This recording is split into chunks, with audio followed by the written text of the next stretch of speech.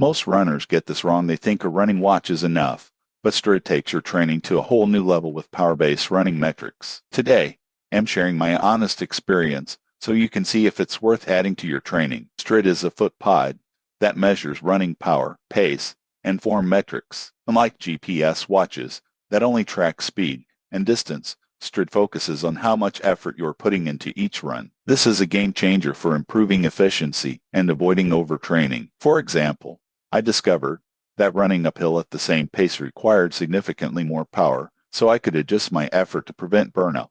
Setting up Stryd is easy. Clip the pod to your shoe, sync it with the Stryd app or your GPS watch, and you're ready to go. The real magic is in the metrics. You get insights like form power, cadence, and leg spring stiffness, all which help optimize running economy.